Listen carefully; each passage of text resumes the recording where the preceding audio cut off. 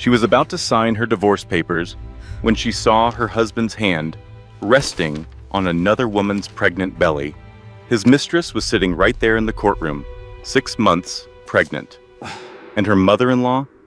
She was smiling at Emily like a hunter who had finally trapped her prey. You're pregnant. Emily collapsed And you're much before the further pen along than touched we the thought. paper. But here's where everything You thought you changes. could trap my son, When she didn't woke you, up you in little that liar? hospital bed, the Stay away doctor from did him, not or say you'll she regret fainted it. from stress. The doctor said she was pregnant too, 7 weeks along, with her cheating husband's baby. In that single moment, Emily Carter had nothing. No home, no savings, no job. Her own mother blamed her for the affair, and the Mitchell family, they were not satisfied with leaving her penniless. They wanted her baby too. What happens next will shock you. Because Emily Carter did not just survive. She burned their entire empire to the ground. This is a story of betrayal that cuts so deep, you will feel it in your bones. It is a story of revenge, so complete it will leave you breathless. And it is a story of a woman who had to lose absolutely everything to discover the strength she had all along. Stay until the end, I promise you. You will not see the twists coming. But before we begin, remember this. This story will show you that rock bottom is not the end. It is the foundation. And sometimes, the people who try to destroy you end up handing you the weapons to destroy them. The Manhattan family court building stood over Emily Carter like a memorial to all her life's failures. Its gray stone exterior seemed to swallow the pale February sun, reflecting the cold void she felt inside. She clutched her charcoal wool coat closer, but the coldness she felt was not from the winter air. This was the day she would officially end her 6 years of marriage to Ryan Mitchell, the man she once thought was her other half. Emily entered through the massive doors, the sound of her heels echoing on the marble floors, with a confidence that hid the storm inside her. She used to be a kindergarten teacher, until Ryan's business became successful and he talked her into quitting her job. He wanted her to focus on their life together. He wanted to be the one to provide for her. Now, at 32 years old, she was unemployed, had no recent work experience, and was bound by a prenuptial agreement that left her with almost nothing. The elevator trip to the 5th floor felt like it would never end. When the doors finally slid open, Emily's heart seemed to stop beating. Ryan was standing by the enormous windows, his powerful frame outlined against the city view. At 38, he looked even better than on their wedding day. His dark hair was styled perfectly, and his expensive navy suit fit his athletic build without a flaw. He looked like the definition of success, influence, and authority. But he was not by himself. A lovely younger woman was seated in the gallery just behind him, her hand resting on a noticeable baby bump. She appeared to be about 6 months into her pregnancy, and seated next to her, with an arm held protectively over her shoulders, was Margaret Mitchell, Ryan's old mother. Emily stood completely still, the warmth in her body turned to ice. The reason listed on the divorce papers was irreconcilable differences. Ryan had never told her about another woman. He had never told her about a baby. Margaret noticed Emily and gave her a smile. It was the smile of a hunter that had finally trapped its kill. She leaned toward the pregnant woman and said something quietly. They both started laughing. Emily's lawyer, a timid junior associate named Kevin, nervously arranged papers next to her. He refused to look her in the eye. She had originally hired a different lawyer, a powerhouse named Rebecca Torres, who vowed to fight for her. But then 2 weeks ago, Rebecca had mysteriously accepted a job at another firm. It was the same firm that handled legal matters for Ryan's company. Emily finally understood. Ryan had paid off her lawyer. He had left her with this young man who seemed barely old enough to need a razor. The judge, a serious woman in her 60s, named Patricia Callahan, asked them to come forward. Emily felt like she was moving through deep water, her legs feeling heavy as her thoughts raced. The judge started to recite the terms of the divorce. That is when Emily discovered the true extent of Ryan's betrayal. He had initiated the divorce 3 months prior, stating that she had abandoned him. He was demanding that she move out of their penthouse in 30 days. The prenuptial agreement she signed when she was 25, a time when she trusted him without question, awarded her practically nothing. And Ryan's lawyer had presented documents claiming Emily was emotionally unstable and neglectful. These were documents she had never seen before. These were claims she had never even heard. Emily attempted to get up, to protest, but her voice was gone. The room began to sway. She could see the smug smile on the pregnant woman's face, the coldness in Ryan's gray eyes, and the triumphant look on Margaret's face. The pen was in her hand. The divorce papers were right in front of her. She started to write the first letter of her name. It was at that moment the room began to spin. The dark ink on the white paper started to smear and dance before her eyes. She heard a faint ringing noise in her ears and felt a sudden wave of nausea. The pen slipped from her grasp. Emily, Ryan's voice seemed to come from a great distance, a note of alarm breaking through his typical composure. She wanted to answer, to tell him she was all right, but her tongue felt heavy and unresponsive. The entire room tipped to one side. She saw Ryan's face much closer now, his gray eyes wide with what looked like genuine alarm. His hands came toward her. She could feel herself losing her balance. She was falling into blackness. The very last thing Emily registered before the darkness consumed her was the sound of a woman laughing. It was Margaret's laughter. And after that, there was only silence. She awoke to the steady beeping of medical equipment and the sterile smell of disinfectant. A hospital. The thought formed slowly as the fog in her mind began to clear. She blinked her eyes against the bright fluorescent lights, struggling to piece together what had occurred. The divorce papers, the judge's chambers, the pregnant woman, the fall. Emily made an effort to sit up, but a sharp pain pulsed through her head. A nurse came in, almost instantly. A woman with a kind face, graying hair, and a gentle touch. "Take it easy now," the nurse said. "You had a nasty fall. You hit your head on the table on your way down. You have been unconscious for about 2 hours." 2 hours? Emily glanced around the hospital room. It was bare except for her and the nurse. There was no husband waiting anxiously by her side. There was no worried relative there to hold her hand. "Where's my husband?" Emily asked, even though she was not certain why she asked. He was not her husband any longer, or he would not be as soon as she signed those papers. The nurse's face showed a brief look that resembled pity.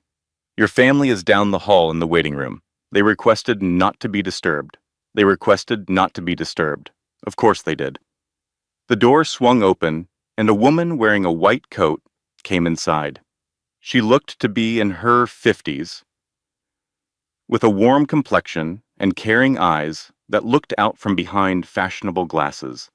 Her name tag identified her as Dr. Patricia Williams, obstetrics and gynecology. Emily's bewilderment grew. Why would they call an obstetrician and gynecologist for someone who had fainted? "Mrs. Mitchell," Dr. Williams started, then stopped herself to look at the chart.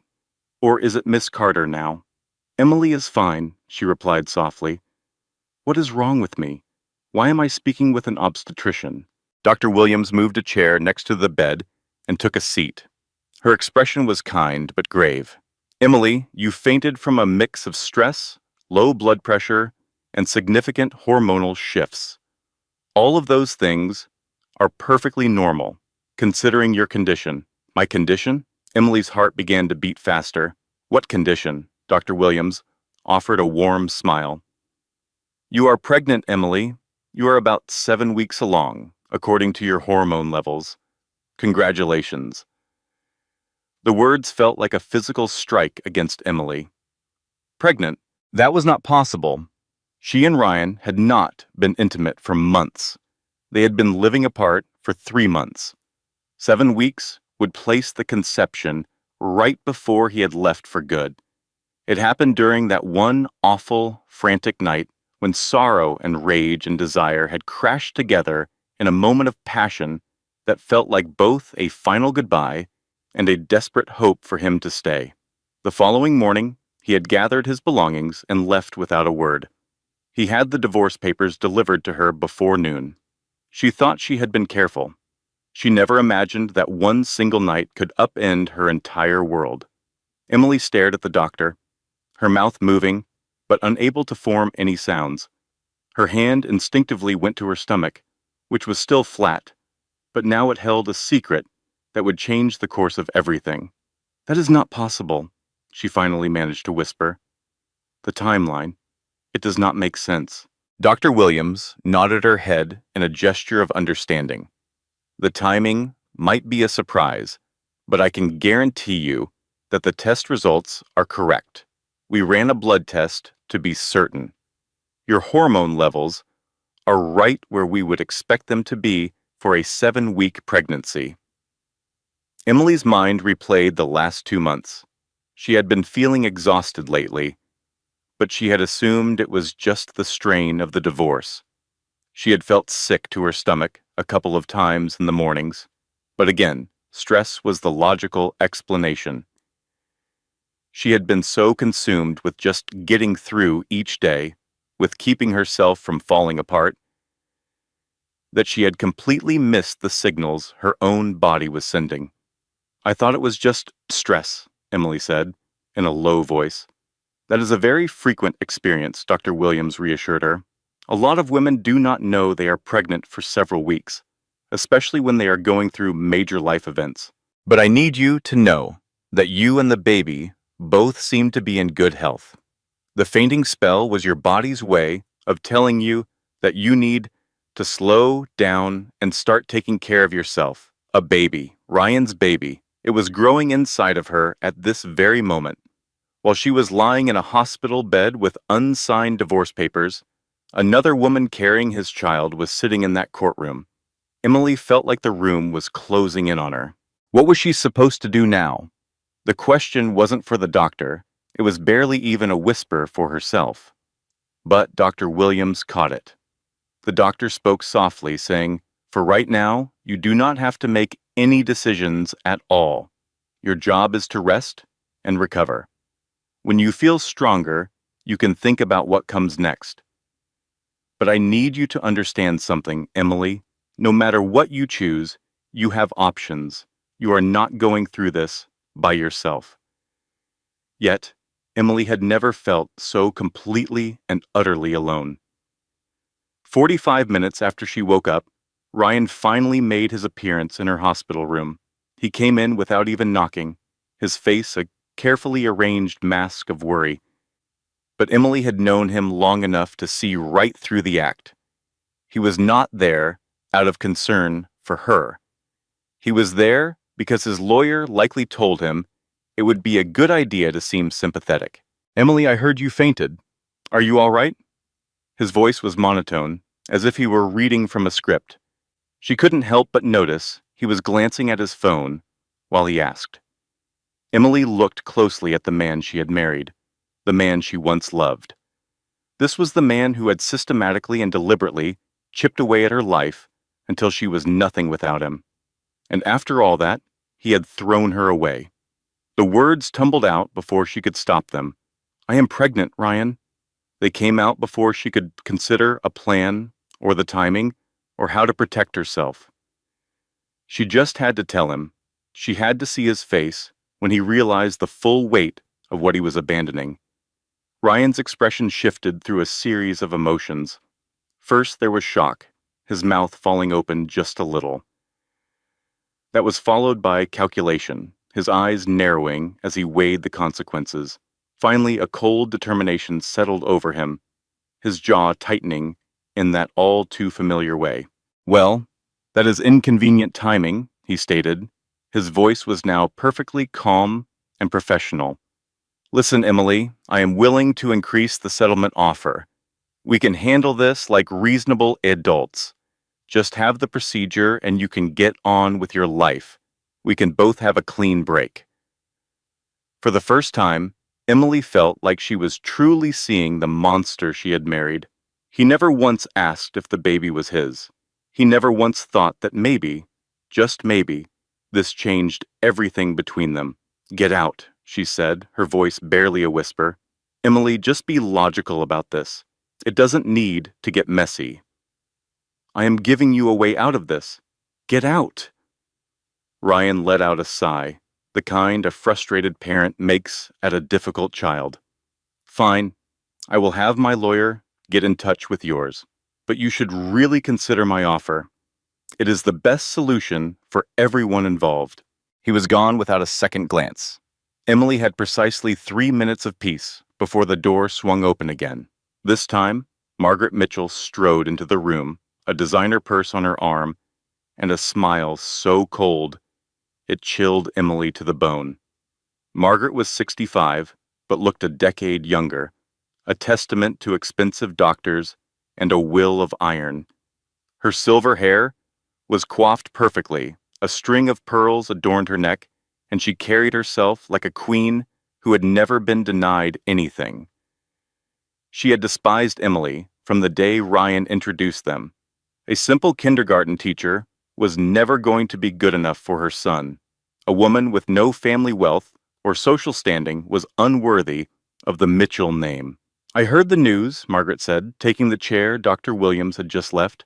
How very convenient for you to suddenly find out you are pregnant just as the divorce is about to be finalized. Did you really believe this pathetic little trap would work?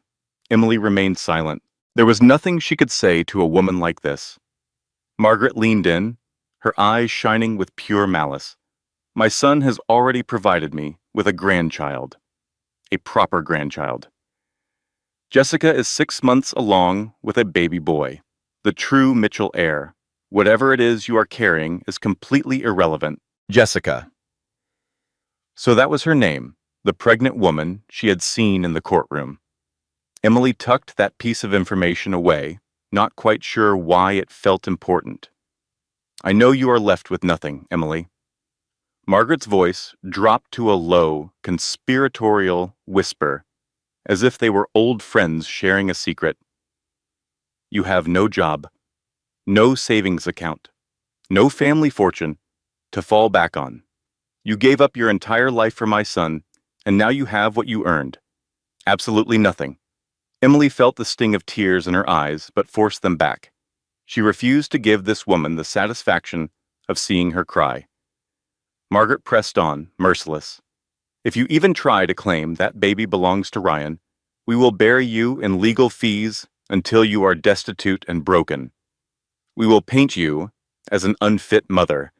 We will take everything from you, and that includes the baby if we must. She let the threat hang in the air, or, Margaret's tone suddenly became almost cheerful. You can sign the divorce papers, accept the settlement, and simply vanish. Start a new life somewhere far away. Pretend you never even met my son. The choice is yours. Emily finally found her voice. Get out of my room. Margaret just smiled. You should think it over, dear.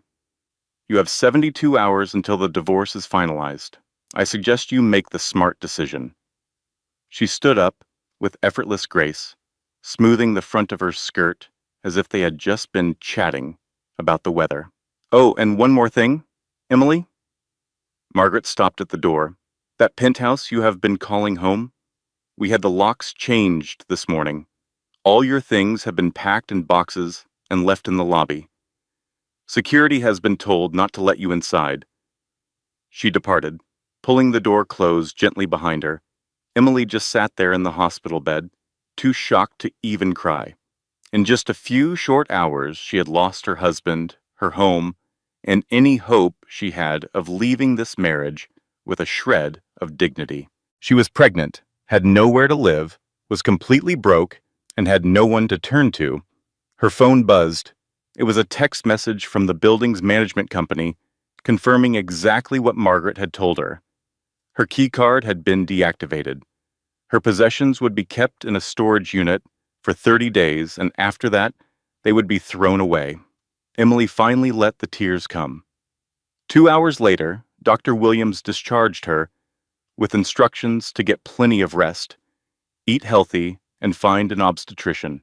Emily found herself standing on the sidewalk in front of the building that was no longer her home. Margaret had been telling the truth. All of her belongings were stacked near the service entrance under the lazy watch of a security guard who pointedly avoided making eye contact.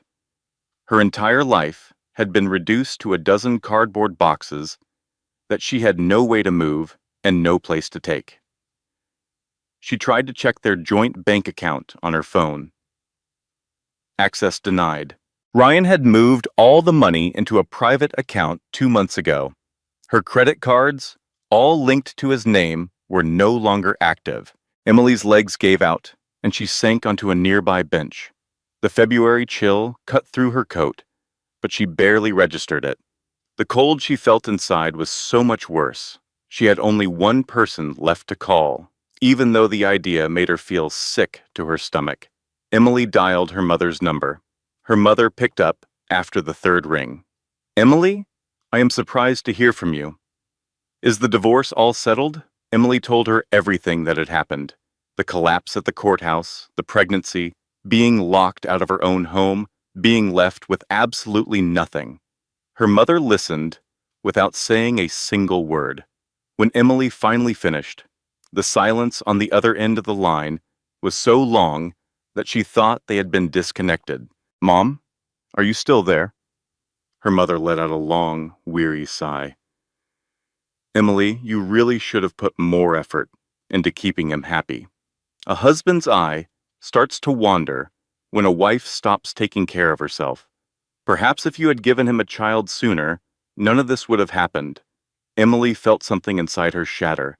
"Mom, I am pregnant. Right now, I am asking for your help.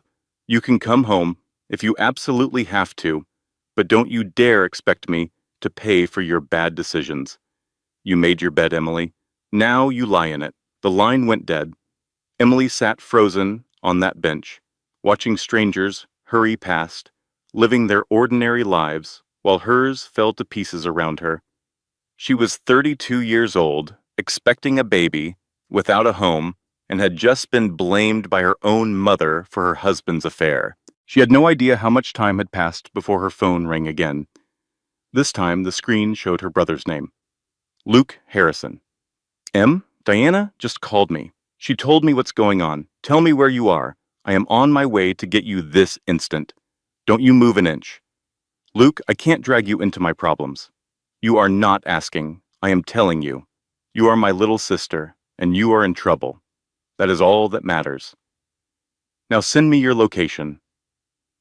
30 minutes later, a beat-up old Ford pickup truck screeched to a halt at the curb. Luke was out of the driver's seat before the engine was even off, crossing the pavement in 3 huge steps and wrapping Emily in a hug so tight it almost hurt. Luke Harrison was 40 years old, 6'2", and had the solid build of the firefighter that he was. He had their dad's sandy-colored hair and their mom's determined chin, and his face was a mask of pure, controlled rage. "I am going to end him," Luke muttered into her hair.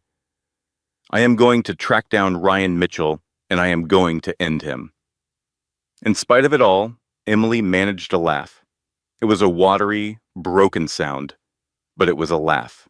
"You can't do that. You will end up in jail. It might be worth it." Luke pulled back to look at her, his angry expression melting into concern. "You are coming to stay with me and Lily. I don't want to hear any arguments. I know our apartment is tiny, and I burn dinner most nights, and Lily is in a phase where she only talks using TikTok dances. But we have a sofa with your name on it, and you are our family. Emily felt a fresh wave of tears roll down her cheeks. But these were not tears of sorrow. They were tears of relief. Or maybe they were tears of gratitude. Or maybe it was just the profound realization that she was not nearly as alone as she had thought. She whispered a quiet thank you. He just smiled. Do not thank me yet. Wait until you have tried my cooking. Luke's apartment was a testament to the beautiful chaos of being a single dad. It was small and cluttered, with toys everywhere and a stack of dishes in the sink. A fire extinguisher was bolted to the wall right next to the stove, which told a story of its own. But the place felt warm, and most importantly, it felt safe. Emily had never been so grateful for anything in her entire life. Lily Harrison was 8 years old, with her dad's sandy blonde hair and a personality that was about 6 times bigger than her tiny frame. The first night Emily came through the door, Lily launched into a complicated dance number that involved a whole lot of flailing arms and wild hip shaking. When she was done, she announced, "Dad told me you are having a baby and that your husband is a word I am not allowed to say. Can I be the baby's aunt? I am very responsible." I only killed my goldfish a tiny bit. For the first time in what felt like an eternity, Emily genuinely smiled. I would love that. Lily's face lit up. Good. Also, you should know that Dad is a terrible cook, so you probably need to learn how to order pizza. I already have all the delivery numbers memorized. Just then, Luke emerged from the kitchen, holding a smoking pan. Dinner is ready. I made us some pasta. Lily leaned over to Emily, and Stage whispered, "It is burnt. It is always burnt." In the 2 months that followed, Emily started to slowly put the shattered pieces of her life back together. She did not have the money to hire a lawyer to go up against Ryan's expensive legal team, but her friend, Diana Santos, helped her figure out the system. Diana was her best friend from college and also happened to be one of the top divorce attorneys in the city. Her firm had a conflict of interest, so she could not officially take Emily's case, but she could give her advice. She could guide her and point her in the right direction. Document absolutely everything, Diana insisted during one of their secret meetings over coffee. Take screenshots of texts. Save every email. Get copies of all the bank statements you can before Ryan's lawyers can lock you out.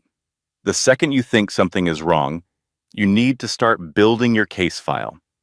Most women wait until it is too late to gather the proof they need. Emily took that advice and ran with it. She began keeping incredibly detailed records of everything. She saved every letter from Ryan's lawyers.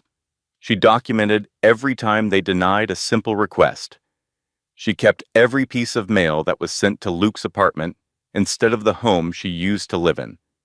She managed to find a part-time job at a daycare center in Brooklyn, putting her old teaching degree to use with a group of toddlers. The pay was not great, but it was a start. It was enough to help buy groceries and feel like she was contributing. Thanks to a referral from Dr. Williams, she also found a community clinic that offered prenatal care on a sliding scale fee based on her income. The staff treated her with so much kindness, even though she could barely pay the reduced cost. By the end of March, Emily had fallen into something that felt almost like a normal routine. At 12 weeks pregnant, she was just beginning to show, and for the first time, she started to believe she could actually do this. She could survive. That is when Diana called with news that would change everything. "Em, I found something." Diana's voice was tense with excitement. "Ryan's company is being investigated for tax problems, and you are never going to believe what the forensic accountant just uncovered." Emily gripped the phone, her knuckles turning white. "What is it?" "He has hidden bank accounts. Multiple offshore accounts, all in the Cayman Islands. And one of those accounts is in your name, an account you never even knew about. It has $200,000 in it." Emily's knees buckled, and she collapsed onto Luke's couch. "That is impossible. How could I have an account with my name on it and not know? That is exactly the point, Diana explained. Ryan hid it from you. He was hiding money from the government and from you. If this information comes out during the divorce, your prenup could be thrown out. Fraud is one of the very few things that can invalidate a prenuptial agreement. Emily's heart was hammering against her ribs so loudly she could hear it in her ears. What do I have to do? There is a preliminary hearing in 2 weeks. If you get on the stand and testify that you had no knowledge of this account, Ryan is going to be in a world of legal trouble. We are talking about tax fraud and hiding assets during a divorce. The judge is going to be furious. Diana paused for a moment, and Emily could hear the seriousness in her tone. But you have to understand what this means. If you testify, you are officially declaring war. Ryan and his mother are not going to just let this happen. Are you ready for that kind of fight? Emily thought about the last 3 months. She thought about the humiliation and the cruelty. She remembered being thrown out of her own home while carrying her husband's child. She thought about her own mother, blaming her for everything. She pictured herself sleeping on her brother's couch, while Ryan was living in a luxury penthouse with his pregnant mistress. I am ready. The hearing took place on a Tuesday morning in early April. Emily walked into the courthouse in the most professional outfit she owned, a simple navy dress that Diana had helped her choose. Her small baby bump was now noticeable, a gentle curve that she found herself instinctively touching whenever a wave of nervousness hit her. Ryan was already inside, surrounded by his team of lawyers. He looked genuinely shocked to see her there, and he looked even more shocked when she was called to the witness stand. Emily's testimony was clear and calm. She explained that she never had any idea the offshore accounts existed. She presented documents that proved Ryan had maintained complete control over their finances throughout their entire marriage. With quiet dignity, she answered every single question the judge asked her. Ryan's lawyer did his best to trip her up, suggesting she must have known about the money and was just playing dumb to get sympathy from the court. But Emily did not back down. I trusted my husband, she said, making eye contact with Ryan for the first time that day.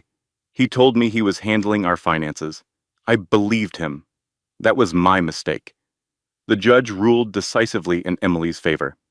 The prenuptial agreement was declared void because of fraudulent concealment of assets. The court awarded Emily 40% of their total marital assets, which included the money hidden offshore.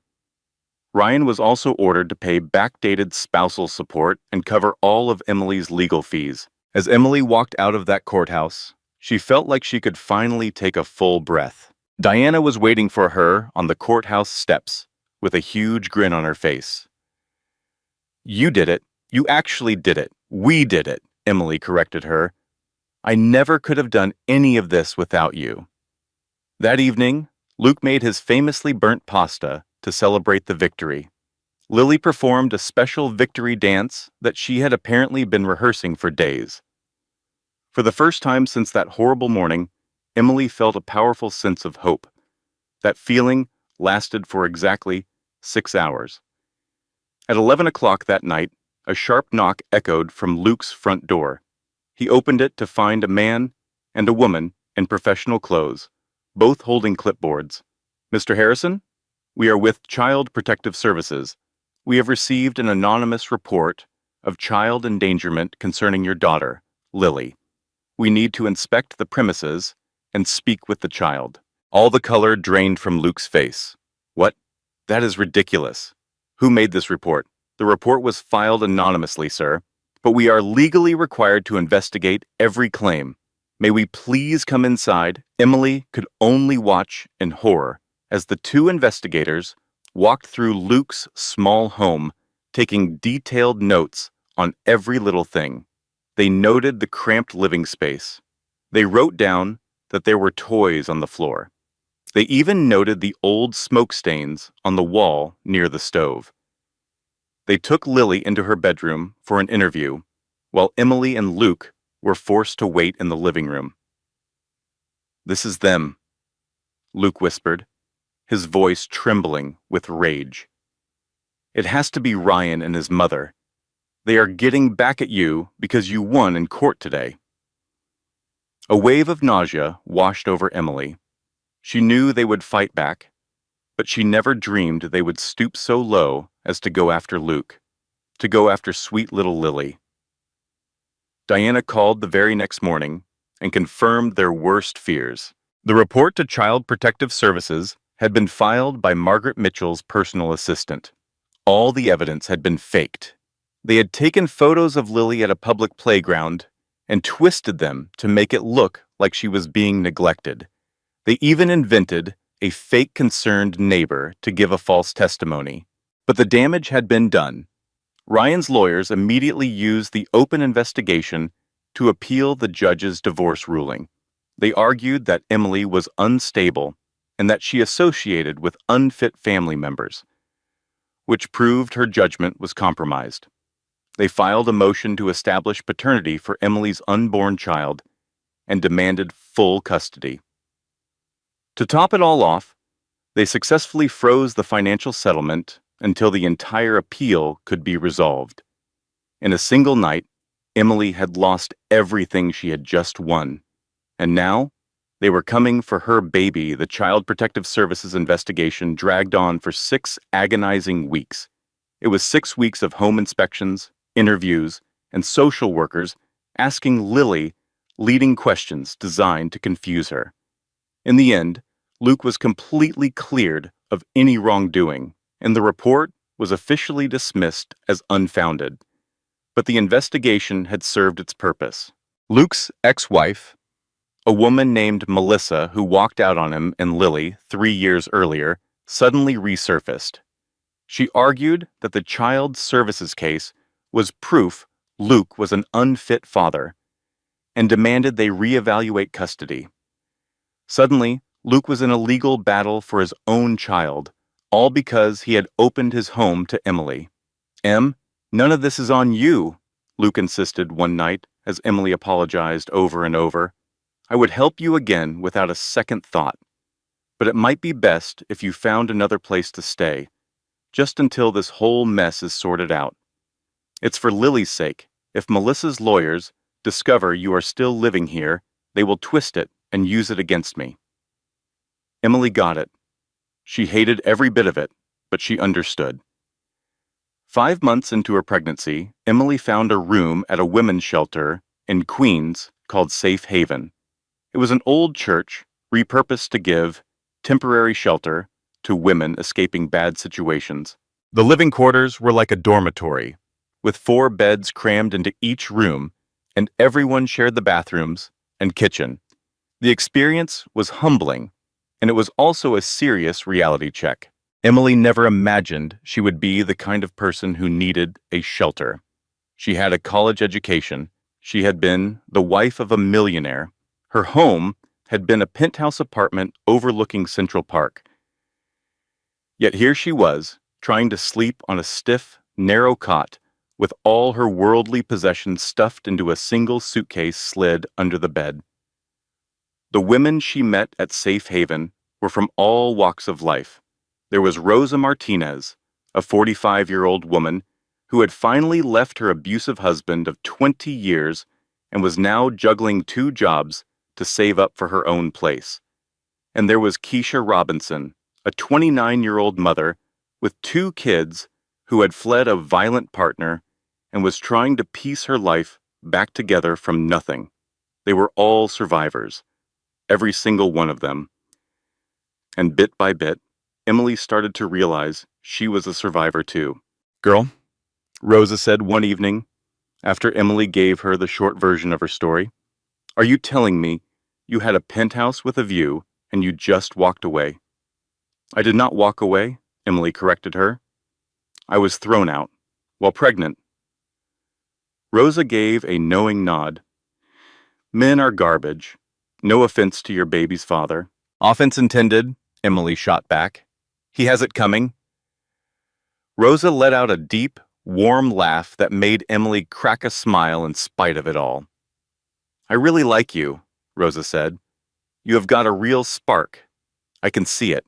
Most days, that spark felt like a dying ember. Still, Emily was trying. Her job at the daycare was gone. Someone, and she knew exactly who, had called in an anonymous tip to her boss about her life. They mentioned the custody battle that was heating up. They talked about the Child Protective Services investigation. They pointed out she was homeless, living in a shelter. Her manager had gently pulled her aside and regretfully explained they could not risk having that kind of drama around the kids. Emily saw their point, even as the decision shattered her. It felt like a punishment for things she could not even control. But the world does not run on fairness. It runs on appearances. So now her days were spent at the shelter, helping out in the kitchen, taking on small jobs for a little cash, and desperately trying to plan her next step. With the custody appeal hearing getting closer, Diana was working for free to build her case. But the chances of winning looked slim. Ryan had resources. Ryan had a team of attorneys. Ryan had a mother who seemed dead set on utterly ruining Emily. The only things Emily had were the baby growing inside her and a fierce will not to surrender. During her checkup that week, Dr. Williams frowned with concern as she checked Emily's blood pressure. "This is much too high," the doctor warned. "Emily, all this stress is putting the baby at risk. I am ordering you to stay on bed rest." "I am living in a shelter," Emily stated plainly. "Bed rest is not really a possibility for me." Dr. Williams let out a heavy sigh. "I get it. But you need to listen to me very carefully. If this pressure keeps going up, you could go into labor prematurely. You are also at risk for preeclampsia, which is a serious threat to both your life and the baby's. You have to find some way to get your stress down, or my only choice will be to admit you to the hospital." Emily nodded, but both of them knew the doctor was asking for the impossible. She could not just decide to be less stressed when her entire world was being torn apart. That night, as she lay on her narrow cot in the shelter, Emily felt the baby kick for the very first time. It was a tiny little nudge, almost unnoticeable, like the gentle flutter of a butterfly's wings deep inside her. But it was real. Her baby was real. This tiny person was growing inside of her, relying completely on Emily for protection. Tears started streaming down her face. Rosa's voice came from the cot next to hers. "Hey, you doing okay over there?" "I felt the baby kick," Emily whispered, "and it just hit me how badly I'm failing her. I have nothing to offer her. No home, no job, not a penny to my name. Her own father is trying to take her from me before she is even born. What kind of mother brings a baby into a mess like this?" Rosa was silent for a few seconds. Then she stood up, walked over to Emily's cot, and sat on the edge, the springs groaning under her weight. "Let me tell you what my grandmother always said. When the devil keeps knocking on your door, it is because you have something he wants. That baby is worth fighting for. You are worth fighting for. And crying on a shelter bed does not mean you are giving up. It just means you are human. Get some rest tonight. Tomorrow we prepare for war." Emily looked at this woman she had only known for a couple of weeks, a stranger who was becoming a friend, and felt a change deep inside her. Maybe she was not as alone as she had believed. Maybe some people really were trustworthy after all. "Tomorrow," Emily agreed. "Tomorrow we go to war." 1 week after that conversation with Rosa, a package arrived for Emily at the shelter. There was no return address. Her name was printed on a simple white label. Inside, she discovered 3 things: a brand new burner phone, still in its original packaging, a universal serial bus drive, and a note written by hand. "Everything you need, use it wisely. A friend." Emily just stared at the package for a long time, her thoughts racing. Who even knew she was staying at the shelter? Who would send her evidence? And what could it possibly be evidence of? She called Diana right away. Do not plug that drive into any computer that is connected to the internet, Diana warned. It could be a setup. Ryan's lawyers might be trying to trick you.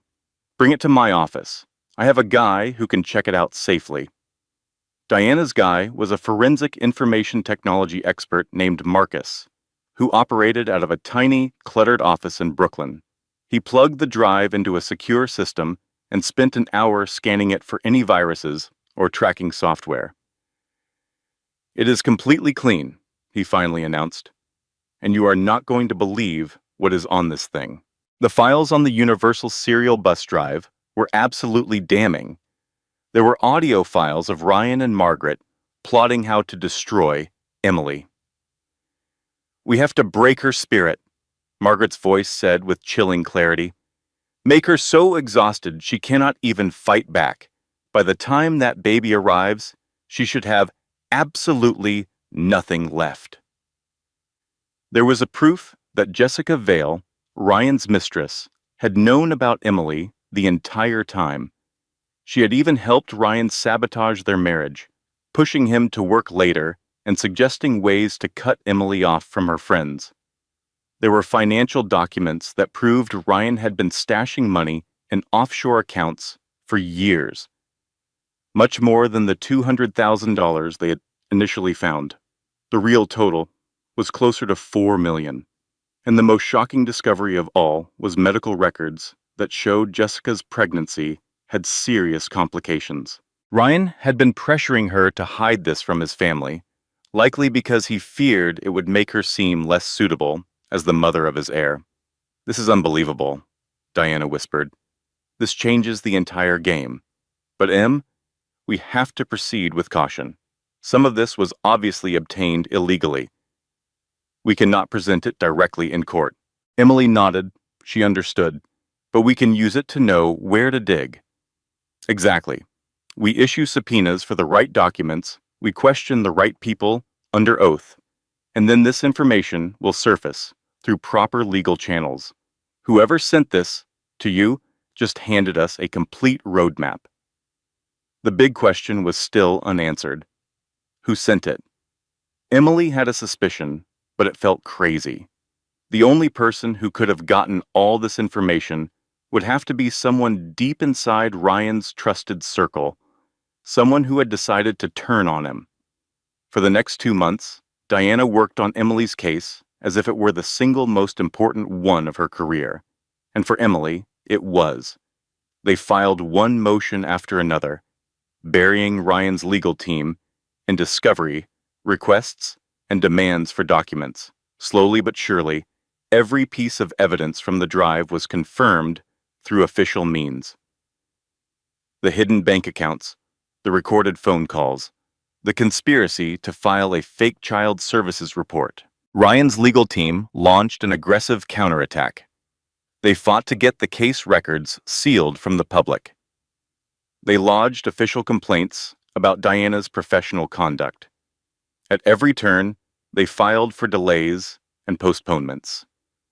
But the truth was steadily surfacing, and there was absolutely nothing they could do to prevent it. The custody hearing was set for August, at which point Emily would be 7 months along. This was the moment that would decide everything. She would either leave with her baby's future guaranteed, or Ryan and Margaret would succeed in taking it all away. Emily braced herself for battle. She had moved back in with Luke, whose own custody dispute with Melissa had finally been settled in his favor. The investigation by Child Protective Services had been so completely discredited that Melissa's own attorney advised her to withdraw the case. "I already told you," Luke said, when Emily tried to apologize one more time. "This is what family does. We stick together. Now quit saying you are sorry and help me figure out how to cook something that isn't burnt to a crisp." They gave up and decided to order a pizza instead. On the night before the hearing, Emily found it impossible to sleep. She sat alone in Luke's living room with one hand resting on her stomach, feeling her little girl stirring inside her. Diana had coached her on her testimony. She knew exactly what she needed to say, how she should carry herself, and the kinds of questions she should anticipate. But there was no way to be completely ready to face Ryan again, to look at the man who had worked so hard to ruin her, knowing that she was now on the verge of ruining him. Her phone vibrated. It was a text from a number she did not recognize. "You are going to win tomorrow. But this will not be the end of it. Be prepared for whatever happens next." From a friend. Emily stared at the screen for a very long time. Her secret ally was still out there, watching over her, still providing help from the shadows. But who could it be? And what did they mean by whatever happens next? She was about to find out. The custody hearing was held in the very same courthouse where Emily had collapsed months earlier. This time, she entered through the doors with her head held high, her back straight, and her baby bump clearly showing under a classy navy blue maternity dress. Diana walked right beside her, her briefcase packed with evidence. Ryan was already inside, surrounded by 3 attorneys and a public relations specialist. Margaret was seated behind him in the gallery, appearing older and somehow more fragile. Jessica was conspicuously absent. The hearing went on for 4 hours. Emily took the stand and spoke about her marriage. She described how Ryan had systematically cut her off from her friends and family. She explained how he had controlled every dollar, making her utterly dependent on him. She revealed how he had carried on a 2-year affair while lying directly to her face. She detailed how he and his mother had masterminded a campaign of harassment meant to completely break her spirit. She was poised, she was well-spoken, she was absolutely crushing. Diana then laid out the evidence. She presented financial documents that proved years of concealed assets. She played recorded phone calls between Ryan and Margaret, where they plotted how to destroy Emily. She introduced testimony from Ryan's old assistant, who confirmed the Child Protective Services report was a complete fabrication. By the time she was done, even the judge looked sickened. "Mr. Mitchell," Judge Callahan said, her voice as cold as steel, "in my 20 years on this bench, I have seldom witnessed such deliberate and calculated cruelty directed at a spouse. Your behavior has been absolutely reprehensible." The final ruling was everything Emily had wished for. She was granted full custody. Ryan was allowed supervised visits only after he completed parenting courses and a psychological evaluation. Emily was awarded 60% of their marital assets, which included all the hidden offshore accounts. Child support was to start immediately. Finally, a restraining order was granted against Margaret Mitchell, forbidding her from having any contact with Emily or coming within 500 feet of her. Emily had done it. She had won. She stepped out of that courthouse and into the bright August sun, with Luke, Diana, and Rosa by her side. Rosa had even taken the day off from work to be there for support. They all cheered. They embraced in a group hug. For one single, perfect moment, Emily let herself think that the long nightmare had finally come to an end. That feeling lasted until that evening. Emily was back at Luke's apartment, finally feeling relaxed for the first time in months, when the cramps began. She initially dismissed it as stress. Just her body finally letting go of all the tension it had been holding onto. But then the cramps grew more intense, and they started coming closer together. "Luke," Emily choked out, bending over in pain. "Something is wrong." The ambulance trip was a complete haze. Emily remembered flashing lights and panicked voices and her own hand squeezing Luke's so hard she thought his fingers might snap. She remembered the terror, so cold and total, that she was about to lose the one thing she had fought with everything she had to protect. When they arrived at the hospital, Dr. Williams was waiting for them at the emergency room doors with a serious look on her face. "Emily, you are in preterm labor. The amount of stress was more than your body could handle. We are going to do everything possible to stop the contractions, but I need you to mentally prepare yourself. If this baby is born now, at only 32 weeks, there are going to be complications. Can you stop it?" Emily pleaded. "Please, she has to be all right." Dr. Williams gently squeezed her hand. "We are going to do our best." They tried for 6 long hours. They used every possible intervention. They administered every medication. Dr. Williams and her medical team worked tirelessly through the night while Emily prayed to a God she was not even sure she believed in, making desperate promises she had no idea if she could keep. But some things are just unstoppable. At 4 in the morning, Emily's water broke. The baby was coming now, whether anyone was ready or not. The delivery was both rapid and frightening. Emily pushed whenever they instructed her to push and cried out when the pain was too much to bear. She could hear the frantic beeping of monitors and the sound of doctors shouting orders. But through it all, she kept her gaze locked on Dr. Williams, using her as an anchor, the one face in the room she knew she could trust. And then, all at once, there was a cry. It was a tiny, angry cry that was the most wonderful sound Emily had ever heard in her life. "It is a girl," Dr. Williams said, and despite all the surrounding chaos, she was smiling. "She is a little small, but she is breathing all by herself. Emily, you have a beautiful daughter." They laid the baby on Emily's chest for only 30 seconds before they had to rush her away to the neonatal intensive care unit. But during those 30 seconds, Emily took in every single detail. The impossibly tiny fingers, the little scrunched-up face, the faint wisps of dark hair, her daughter, her Hope. Hope Grace Carter. She chose that name because Hope was the only thing Emily had left, and somehow, against all odds, Hope had been enough. The following days passed in a fog of fear and total exhaustion.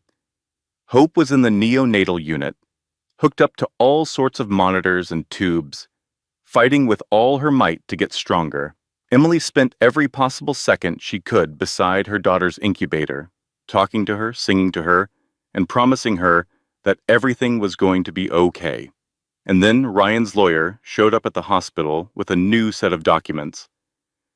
"Mr. Mitchell is challenging the custody decision," the lawyer stated, her voice devoid of any emotion. "He is arguing that the premature birth is proof that Miss Carter is an unfit mother, incapable of providing a stable home for a child. He is filing for an emergency transfer of custody as soon as the baby is medically stable." Emily just stared down at the paper she was holding. Her baby girl was in an incubator fighting for her life, and Ryan was already trying to take her away from her. Something deep inside of Emily just broke. An hour later, Rosa found her in the hospital chapel, sobbing so uncontrollably she could hardly catch her breath. "They are never going to stop," Emily gasped between sobs. "It does not matter what I do. They will not stop. I really thought I had won.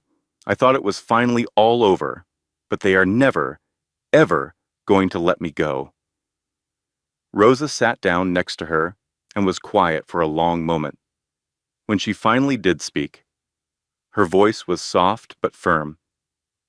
"Do you remember what I told you back at the shelter? When the devil will not leave you alone, it is because you have got something he really wants. Your baby is worth fighting for. You are worth fighting for.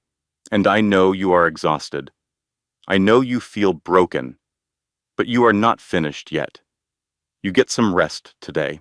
Tomorrow, we are going to figure out how to put an end to this for good." Emily looked at the woman who had become a sister to her in every sense of the word. "How?" Rosa just smiled. "I believe it is time for you to finally meet your secret friend." 3 days after Hope was born, Diana got a message. It came from the same anonymous contact who had sent her the flash drive. It was a request for a meeting. The message included an address in Midtown, and it came with a promise that this meeting would change absolutely everything. Diana decided to go by herself, even though Emily begged her not to. If this turned out to be a trap, she did not want Emily anywhere near it. The meeting was set for a coffee shop, one that was nice but not overly flashy. Diana got there early and picked a table that gave her a perfect view of the entrance. She ordered a coffee that she had no plans to drink, and then she waited. The woman who entered the coffee shop 10 minutes later made Diana nearly choke on her coffee. It was Jessica Vale. She was Ryan's mistress, the mother of his other child, the very same woman who had been sitting in the courthouse gallery with a hand on her own pregnant belly, laughing at Emily's pain. "Before you start," Jessica said, as she slid into the chair right across from Diana, "I know exactly what you must think of me, and I deserve all of it. But I am begging you to please just hear me out." Diana had to force herself to stay composed. "You have got exactly 5 minutes." Jessica's story then came pouring out of her in a frantic rush. She was only 22 years old when she took the job at Ryan's company. She was young and inexperienced, completely swept away by the attention from a man with so much money and power. He was the one who went after her. He convinced her that his marriage was finished, that he and Emily were already separated, and that the divorce was just a matter of paperwork. Jessica's voice shook as she explained, "By the time I figured out he was lying, I was already pregnant. I was completely trapped. Margaret made it perfectly clear what would happen if I ever tried to leave. She would ruin me, just like she was ruining Emily. I would lose absolutely everything, and that included my own son." "So you went along with it," Diana said bluntly. "You helped them destroy an innocent woman." "Yes." Jessica looked directly into Diana's eyes. "I helped them. I did it because I was terrified. I did it because I was selfish. I told myself that Emily must have done something to deserve it. But I was so wrong. And now, I'm watching Ryan do the exact same thing to me that he did to her." "What are you talking about?" "He is never at home. He hardly even acknowledges our son. Margaret treats me like I was just hired to produce an heir, not like a daughter-in-law. Then last month, I heard Ryan and Margaret talking about how they were going to deal with me when I was no longer useful. They used the very same words I heard them use about Emily." Jessica leaned closer, a desperate look on her face. "I am not asking you to forgive me.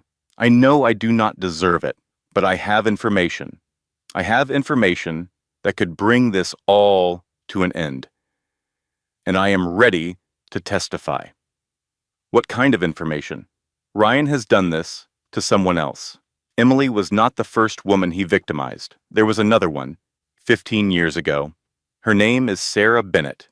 She also had Ryan's baby, a little girl, and Margaret paid her a lot of money to go away and never come back."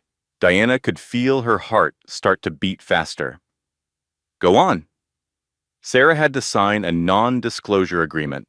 She accepted the money and relocated to Seattle. But I managed to find her contact details inside Margaret's personal files. She has been watching everything from afar all this time, just waiting for somebody to finally bring the Mitchells to justice." Jessica took a folder out of her bag and pushed it over to Diana. "And there is something else. The original seed money for Ryan's company, it did not come from Margaret's wealthy family, like everybody assumes. It was stolen from his father's business partner. The man's name was William Crawford. Margaret was the one who helped cover up the theft 15 years ago. Crawford passed away without ever finding out what they had done to him. But I am sure his family would be very interested in learning the truth." Diana opened the folder. Inside, she found financial statements, legal papers, contact information for both Sarah Bennett and the Crawford family. and handwritten notes detailing every single crime the Mitchells had committed for the last 20 years. "This is so much bigger than a custody case," Diana whispered. "This is fraud. This is conspiracy. This could even be racketeering." "I know," Jessica confirmed, "and I am prepared to help you prove every bit of it. I will do whatever it takes to bring them down." Diana stared at the woman across from her, an enemy who was now offering to be her greatest ally. The irony of the situation was not lost on her. "Why are you really doing this?" Jessica paused for a moment before answering. "Because my son deserves a much better father than Ryan could ever be. Because Emily deserved so much better than what we did to her. And honestly, because I am just so tired of living in fear." She stood up to go, but then stopped. "Please tell Emily something for me. Tell her that I am so sorry. I know it is not enough. I know it will never be enough. But I need her to know that I understand what I did, and I am doing everything I can to make things right." With that, she turned and walked out of the coffee shop, never once looking back. Diana sat there for a long time, just gazing at the folder on the table. Then she picked up her phone and dialed Emily. "Em? You are not going to believe what just happened." Emily listened as Diana explained the meeting, feeling a growing sense of disbelief. Jessica Vale, the woman she had despised for months, the one who helped tear her marriage apart, was now offering to help her take Ryan down. It had to be a setup. It just seemed too good to be true.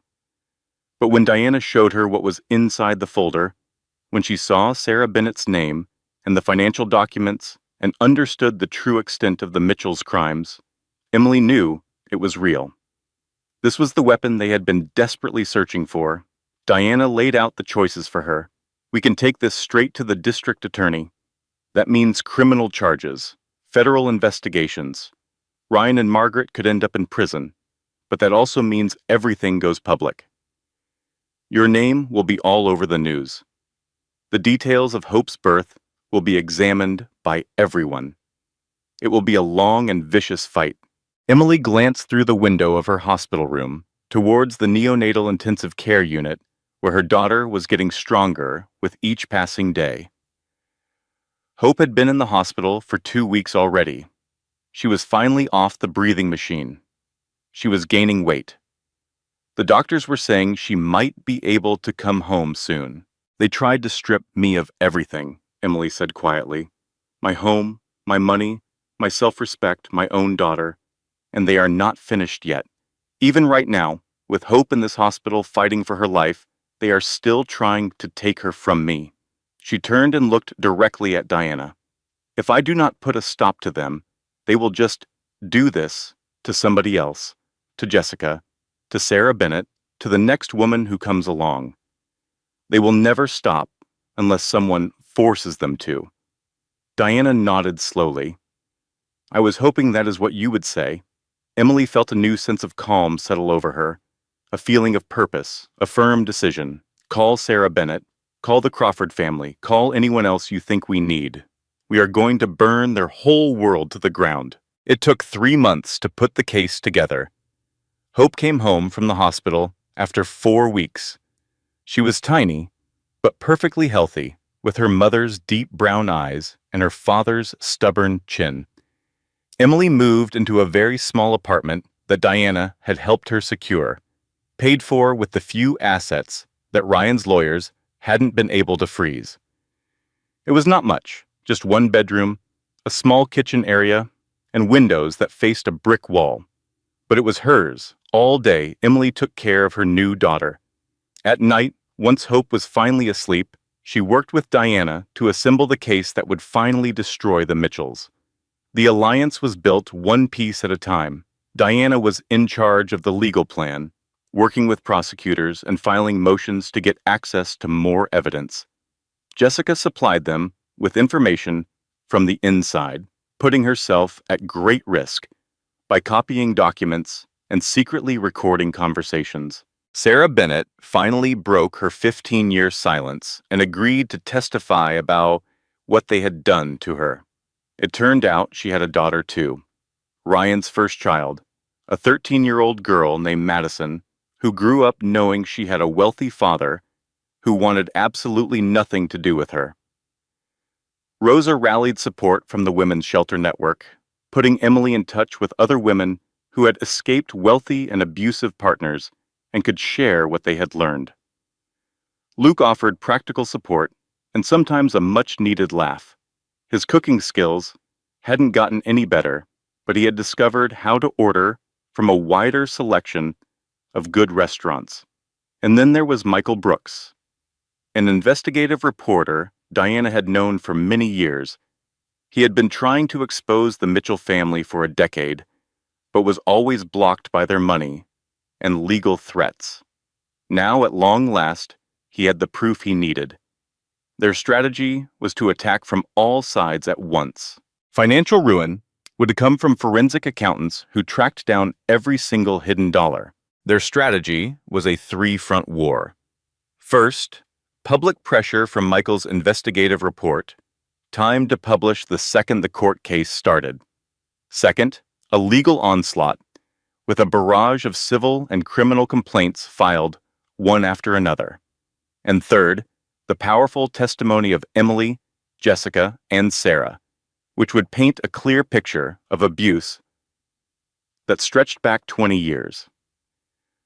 On a cool November night, the team met up at Luke's place for one last strategy meeting before unleashing their plan. "Okay, let me make sure I have got this right," Rosa said, outlining the plan between bites of pizza. "We have the wife, the ex-girlfriend, and the other ex-wife all teaming up to bring down the one guy who wronged every single one of them. This is basically a Netflix series, just with much better food." From the kitchen, Luke chuckled as he struggled with the coffee maker.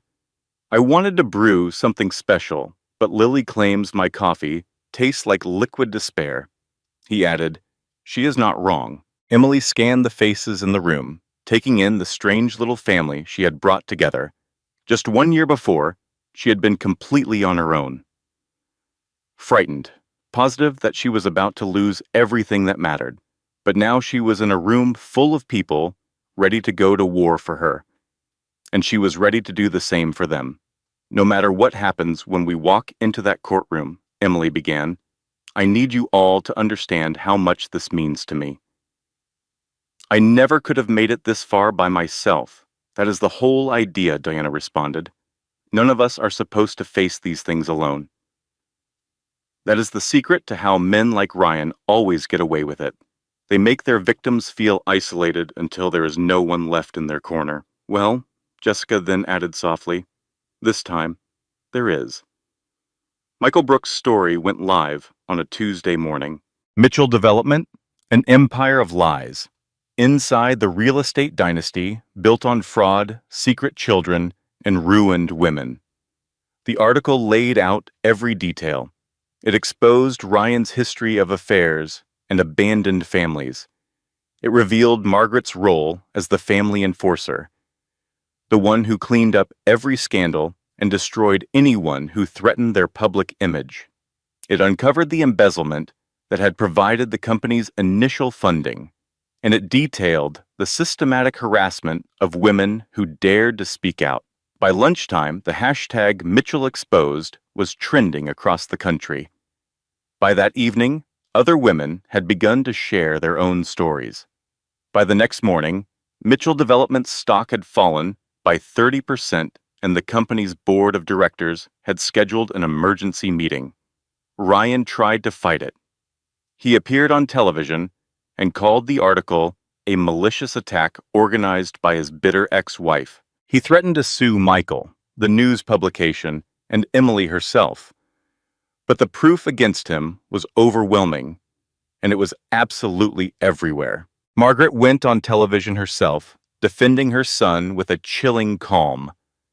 "Emily Carter," she said, "was a disturbed woman who simply could not handle a failed marriage. She claimed Emily had manipulated other vulnerable women into telling lies about her family. Every single word, she insisted, was a complete fabrication." That very same evening, the network called Diana. They wanted a response from Emily. Live, on the air, tonight. Emily looked over at Hope, who was sleeping soundly in her crib. Her daughter was now 5 months old, healthy, happy. She was completely unaware that her mother was about to fight a battle on national television. "I am ready," Emily said. 2 hours later, she was on camera, wearing a plain blue dress and holding a folder full of documents. The interviewer, a seasoned journalist named Catherine Wells, asked for her reaction to Margaret's accusations. Emily never flinched. "I was teaching kindergarten when I first met Ryan Mitchell. I left my career behind because he made a promise to always take care of me. I believed him. And when he was finished with me, he and his mother worked together to strip me of everything: my home, my savings, my dignity, my daughter." She then opened her folder and started placing documents one by one onto the table. "Here are the financial records. They prove Ryan hid millions of dollars from the government and from me while we were married. Here are the full transcripts from recorded phone calls between Ryan and Margaret, where they plot how to destroy me. Here are the documents that prove they invented a child abuse claim against my own brother, trying to take his daughter from him." Catherine Wells looked completely stunned. "These are very serious allegations. They are not allegations. They are facts. They are documented. And they have been verified. And I am not the only one. There are others. They are women Ryan used and then threw away over a 20-year period. We are not staying silent any longer." The interviewer then asked the one question that everyone watching needed an answer to. "If you could say one thing to Margaret Mitchell right now, what would you say?" Emily stared straight into the camera lens. "I would tell her what I so desperately wish someone had told me years ago. Money does not make you untouchable. Power does not make you right. And there will always be women like me, women who refuse to just fade away in silence. We remember, we document, we fight, and eventually we win." Within hours, the clip of her interview went viral. By the next morning, it had over 50 million views. The legal fallout came fast. The district attorney's office launched a full criminal investigation. Ryan and Margaret were officially charged with financial fraud, tax evasion, tampering with a witness, and conspiracy. Their bail was set at $5 million apiece. Emily, Sarah Bennett, and Jessica came together to file a civil lawsuit for damages. The Crawford family also filed their own lawsuit, seeking justice for the embezzlement that had stolen their father's life savings. It only took 6 months for Mitchell Development to declare bankruptcy. The criminal trial was held the following year. For 2 straight days, Emily was on the stand, calmly laying out every detail of what she had endured. Sarah Bennett testified about the hush money and the non-disclosure agreement she had been forced to sign. Jessica testified about the things she had seen from inside Ryan's inner circle. The defense lawyers for Ryan threw everything they had at them. They tried to tear down the women's credibility. They claimed the evidence was all made up. They argued that their clients were the real victims of a carefully planned smear campaign. The jury was not buying a word of it. In the end, Ryan Mitchell was found guilty on 12 counts and sentenced to 8 years in federal prison. Margaret Mitchell was convicted on 9 counts and received a sentence of 6 years. All of their assets were seized. The very same penthouse Emily once considered her home was sold off at auction. The offshore accounts were drained to cover fines and pay restitution to the victims.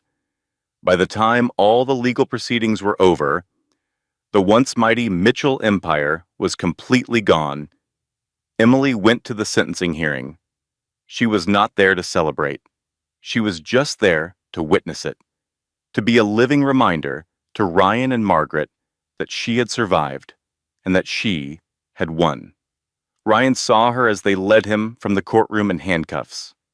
For just a second, she saw something flicker in his eyes. It was not remorse. It was not regret. It was fear. He finally understood the gravity of his actions and the true price he would have to pay.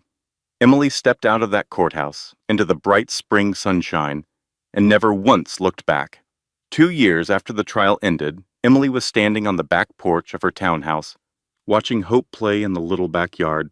Her townhouse was modest, but it was comfortable. 3 bedrooms, a small garden, and it was in a neighborhood filled with other families. She had used the money from her civil settlement to buy it, and she chose something practical, not flashy. She had no need for a penthouse anymore. She did not want anything that would remind her of the life she had fought so hard to escape. Hope was 2.5 years old now, a little ball of energy who had her mother's brown eyes and a contagious laugh that could light up even the darkest room. She was busy chasing butterflies in the yard, her little legs working hard as she chased after creatures that always stayed just beyond her grasp.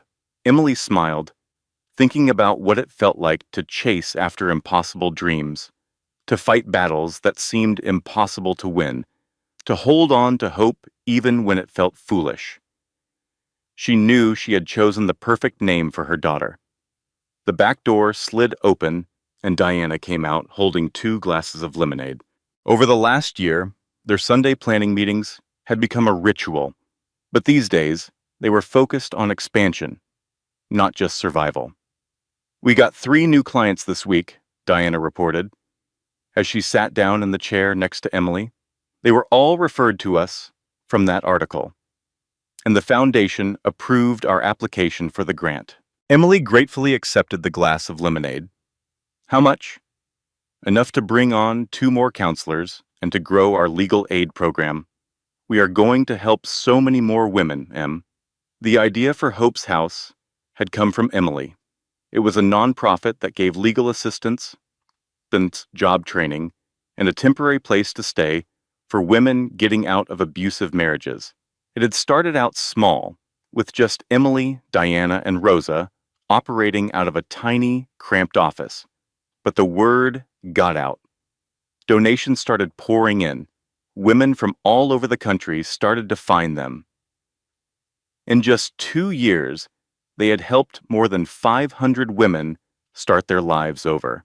Rosa was now the lead counselor, using the wisdom she gained from her own ordeal to help others on the same path. Keisha was in charge of the job training program, helping women learn the skills that would allow them to be financially independent. Even Jessica had become involved and had funded a scholarship program specifically for children who had survived domestic violence. "Sarah Bennett called last week," Diana added. "She and Madison are doing great. Madison was accepted into a performing arts high school. She got a full scholarship." Emily nodded, a warm feeling spreading through her chest. Sarah's daughter never knew who her biological father was, and Sarah was determined to keep it that way. Madison was doing wonderfully without the Mitchell name or their money. She thought to herself that some inheritances are best left behind. What about Jessica? She is doing well. She and her son got into their new apartment last month. She is even starting a support group for women who were the other woman without ever knowing the whole story. Emily had to smile at the irony of it all. 2 years ago, she had despised Jessica Vale with every part of her soul. Now here they were, co-parenting children who were half-siblings and creating something positive together. Life certainly had a strange way of unfolding. Just then, Hope came running up to her, holding something tightly in her little hand. "Mama, a flower!" Emily accepted the dandelion her daughter was offering, a scraggly yellow weed that looked like a flower to her. To Emily, it was perfect. "Thank you, sweetie. It is beautiful." Hope's face lit up, and she ran off to search for more treasures. Diana watched her for a moment, smiling. She has no clue what you had to go through to give her this kind of life. Emily shook her head. "One day, I will tell her the whole story." when she is old enough to understand it. But for now, she does not need to carry any of that. All she needs to know is that she is loved. They sat there in a comfortable silence for a while, watching as Hope explored the little garden. "Do you ever think about him?" Diana asked in a soft voice. "Ryan?" Emily paused to think about the question. She had not seen Ryan since the trial. He was in a federal prison located in Pennsylvania, serving out his sentence. Margaret was in a women's prison in Connecticut. Neither of them had ever tried to make contact. Sometimes, Emily finally admitted. Not with anger anymore, though. It is mostly just sadness. He had it all. Money, power, success. And he lost everything. Because he just could not stop taking what was not his. He is going to be in prison until Hope is 10 years old. He is going to miss her whole childhood. And for what reason? Diana nodded. I think about that too. All that damage he caused, all those lives he destroyed, and in the end, he was the one who lost it all. Emily thought about the person she had been 3 years ago, the woman who fainted in that courthouse, absolutely certain her life was over, the woman who woke up in a hospital room to news that would change the course of her entire life, who spent months fighting just for her survival, just to keep her child, just to prove that she had a right to exist. That woman felt like a completely different person now, or maybe not. Maybe that woman was still inside her, underneath it all. She was the foundation that Emily's new life had been built upon. You know what I truly learned from all this? Emily said, as she watched Hope pick another dandelion. They can take your home, your money, your job. They can try to steal your dignity and your hope. But what they cannot take away is who you are at your core. And the moment you stop being terrified of losing it all, that is the moment you understand that you had the power inside you the whole time. Diana gave her hand a squeeze. Listen to you, sounding like a motivational poster. Emily laughed. Oh, be quiet. I am having a profound moment. You are being ridiculous, and I love it. The warm sun of the late afternoon felt good on Emily's face. In the garden, Hope had found a ladybug and was completely fascinated. Watching it crawl across the back of her hand, Diana was already looking at her phone, already moving on to the next thing on her never-ending to-do list. This was her life now. Simple, full, meaningful. It was not perfect. It would never be perfect, but it was good. Emily thought of all the women who would be walking through the doors of Hope's house in the coming year. Women who were in the exact same position she had once been, frightened, all alone, absolutely certain that their situations were completely hopeless. She planned to tell them what Rosa had told her, all those months ago at the shelter. When the devil keeps coming after you, it is because you have something that he wants. Your life is absolutely worth fighting for. Your children are worth fighting for. You are worth fighting for. And then she would tell them one more thing. Something she really wished someone had told her when her nightmare first began. You are not alone, not any longer. Hope came running back to her, out of breath, her cheeks red with excitement. Mama, Lily is here, and Uncle Luke is burning something in the kitchen again. Emily looked up just in time to see Luke's pickup truck pulling into her driveway. Lily, who is now 10 years old, leaped out of the truck before it had even come to a complete stop and bolted toward the backyard. I brought dessert, Luke yelled, holding up a cake that was leaning slightly to one side. I made it myself. It only caught on fire 2 times. The 2 girls ran into each other's arms with a flurry of hugs and laughter, then immediately dashed off to start whatever new adventure they had planned. Luke walked up to the porch, took a glass of lemonade from Diana, and settled into a comfortable conversation. Emily watched her family, this beautiful, mismatched group of people, brought together by crisis and held together by choice.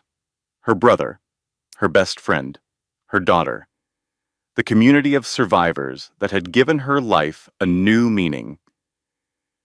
3 years ago, she had woken up in a sterile hospital room to news that had shattered her world. She had been pregnant, without a home, and utterly alone. She truly believed her life was finished. She could not have been more wrong.